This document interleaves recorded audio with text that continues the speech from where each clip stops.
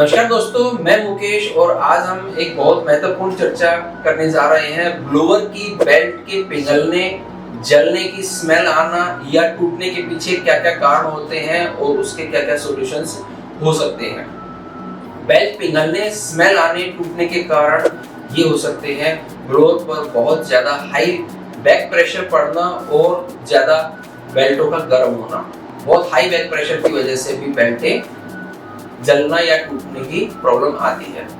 दूसरा रीजन हो सकता है बिना रुके लगातार ब्लोअर चलते रहना, 24/7 एक ही ब्लोअर चल रहा है। कई बार देखा जाता है दोस्तों कि पोस्ट कटिंग के रहते या किसी दूसरी वजह से एक सिंगल ब्लोअर लगा दिया जाता है और 24/7 ब्लोअर को चला दिया जाता है, जिसकी वजह से वो हीट होता है। हीट होने की वजह से उसकी बेल्ट्स मेल्ट होना स्टार्ट कर देती हैं। ये भी एक कारण देखा जाता है। अगर एक ही ब्लोअर चलाना है तो 2 घंटे या 3 घंटे ब्लोअर को चला के 1 घंटे का रेस्ट दिया जा सकता है। ये एक सोल्यूशन हो सकता है।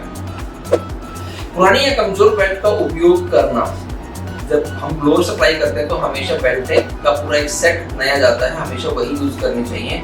पुरानी या कमजोर बेल्टों का उपयोग नहीं करना चाहिए। चीप क्वालिटी या लोकल बनी हुई बेल्टों का उपयोग करना भी एक कारण होता है, तो वो हमें नहीं करना चाहिए।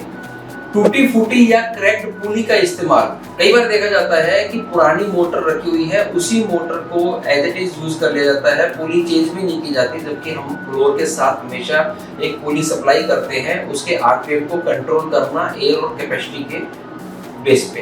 तो टूटी फूटी या क्रैक्ड पुली का इस्तेमाल नहीं करना चाहिए।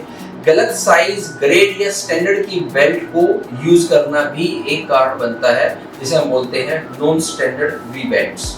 ब्लोअर के साथ दी गई मूल पुली की बजाय जो दूसरी पुली का इस्तेमाल करते हैं। कई बार तो होता है कि ब्लोअर के साथ जो पुली सप्लाई की है वो ब्लोअर की पुली ना यूज करके जो पहले ब्लोअर पुली लगा हुआ है, जो रिप्लेसमेंट की है, उसी को यूज कर लेते हैं। कई बार मोटर की पुली पुरानी वाली यूज कर लेते हैं, जबकि वो दोनों का कॉम्बिनेशन शायद उनका जो ग्रूव है, जो नंबर ऑफ ग्रूव है, जो सेक्शन है, वो प्रॉपर फिट नहीं बैठता। जो ब्लोअर के साथ सप्लाई किया जाता है, चाहे वो ब्लोअर की पुली है चाहे वो मोटर की पुली है, वही यूज करनी चाहिए। कई बार देखा जाता है कि सही अलाइनमेंट नहीं होता है, जिसकी वजह से भी बेल्टें कटती हैं या बेल्ट हो जाती है। बेल्ट टेंशन सही न होना, बहुत ढीली होना या बहुत टाइट होना, इन दोनों के अपने नुकसान हैं। बहुत ढीली छोड़ेंगे तो वो स्लिप करेगी, स्लिप होकर के गर्म होगी और वो धीरे धीरे करके मेल्ट होना स्टार्ट कर देगी। बहुत टाइट करेंगे तो कई बार ब्लोअर की शाफ्ट को डैमेज कर देता है और हीट होना भी स्टार्ट हो जाता है। तो दोनों ही नहीं होने चाहिए, बेल्ट टेंशन प्रॉपर होनी चाहिए। जरूरत से कम संख्या में बेल्टों का उपयोग होना, अगर बेल्ट 4 लगनी है या 3 लगनी है तो 4 बेल्टें लगनी है तो 4 ही यूज करनी चाहिए। कई बार बेल्ट की अवेलेबिलिटी नहीं होती, जिसकी वजह से 3 यूज कर ली जाती है, तो वो उतना प्रेशर नहीं झेल पाती। 4 चाहिए तो 4 ही चाहिए हैं, 3 पे काम नहीं चलेगा, तो इमीडिएटली हमें एक और बाय करके 4 का कॉम्बिनेशन बना लेना चाहिए। सबसे चुनिए या लगाई न जाना, तो कई बार जो हमने पुली भेजी है वो नहीं यूज की जाती है, जिसकी वजह से भी ये चैलेंजेस आते हैं। ध्यान देने वाली बातें क्या क्या है, रिकमेंडेशंस या हमारे सॉल्यूशंस क्या क्या हो सकते हैं, आइए उन पे बात करते हैं। हमेशा सही टाइप और सही क्रॉस सेक्शन वाली बेल्ट का इस्तेमाल करना चाहिए, ताकि बेल्ट पुली के वी ग्रूव में एग्जैक्ट बैठ सके, वी ग्रूव के अकॉर्डिंग। अगर ब्लोअर हाई टेम्परेचर के एनवायरनमेंट में चलता है तो हाई परफॉर्मेंस बेल्ट का यूज करना चाहिए।